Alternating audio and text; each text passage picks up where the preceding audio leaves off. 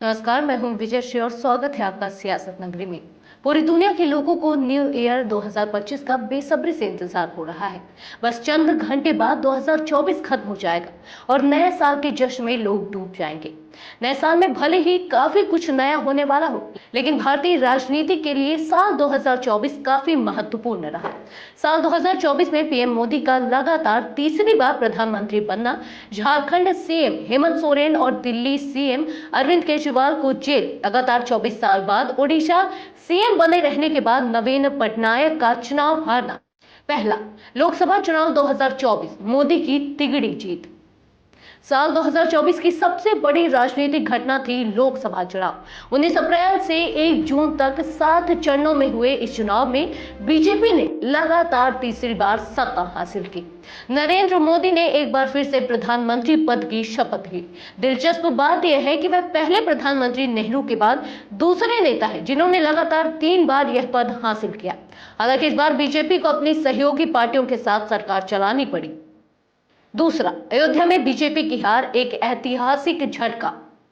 आधिकारिक नतीजे 4 जून को आए और बीजेपी ने 240 सीटें ही जीती। अयोध्या जैसे प्रतीकात्मक सीट पर भी बीजेपी को हार का सामना करना पड़ा, जिसे साबित हो गया कि राम मंदिर के मुद्दे के बावजूद बीजेपी के लिए अयोध्या में जीत हासिल करना आसान नहीं था। तीसरा, अरविंद केजरीवाल का जेल और इस्तीफा, दिल्ली की राजनीति में भूचाल। दिल्ली के मुख्यमंत्री अरविंद केजरीवाल को 2024 में आबकारी नीति घोटाले में गिरफ्तार किया गया। मार्च में गिरफ्तारी के बाद मई में जमानत मिली, लेकिन 17 सितंबर को उन्होंने दिल्ली के मुख्यमंत्री पद से इस्तीफा दे दिया। इस इस्तीफे ने दिल्ली की राजनीति में हलचल मचा दी और केजरीवाल ने यह ऐलान किया कि वह तब तक सीएम पद नहीं स्वीकार करेंगे जब तक दिल्ली के लोग उन्हें क्लीन चिट नहीं देते।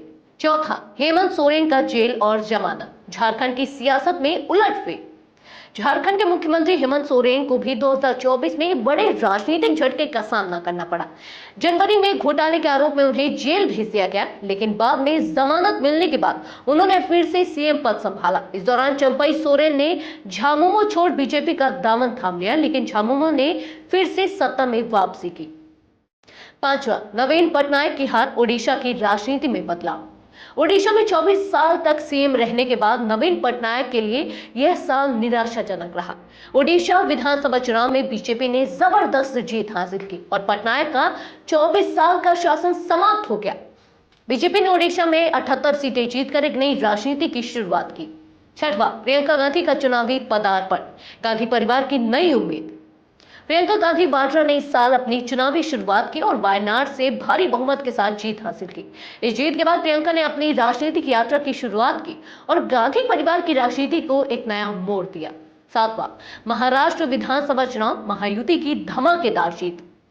महाराष्ट्र में इस साल हुए विधानसभा चुनाव में बीजेपी नेतृत्व वाले महायुति गठबंधन ने 288 में से 230 सीटें जीतकर राज्य में सरकार बनाई। इसके साथ ही एमवीए का सुपड़ा साफ हो गया, जिसने महज 46 सीटों पर जीत हासिल की। यह चुनाव महाराष्ट्र की राजनीति में बड़े बदलाव का प्रतीक था। आठवां, आतिशी का दिल्ली की सीएम के रूप में चयन, नई उम्मीदें। दिल्ली में जब अरविंद केजरीवाल और मनीष सिसोदिया दोनों ने इस्तीफा दिया, तब पार्टी ने दिल्ली के नए मुख्यमंत्री के रूप में आतिशी का नाम प्रस्तावित किया। आतिशी के नाम पर सभी विधायकों ने अपनी सहमति दी और इस प्रकार दिल्ली की राजनीति में एक नई नेतृत्व शैली देखने को मिली। 2024 भारतीय राजनीति के लिए एक बहुत ही उतार चढ़ाव भरा साल रहा और इस साल ने हमें यह सिखाया कि राजनीति में किसी भी स्थिति में बदलाव आ सकता है। अब देखना यह है कि 2025 में भारतीय राजनीति में और क्या नए मोड़ आते हैं। इस साल की इन महत्वपूर्ण घटनाओं पर आपकी क्या राय है, कमेंट में हमें जरूर बताएं और अगर आपको यह वीडियो पसंद आया हो तो इसे शेयर करना ना भूलें। सियासत नगरी पर बने रहिए, हम आपको हर राजनीतिक खबर से अपडेट रखने के लिए हमेशा तैयार हैं। धन्यवाद।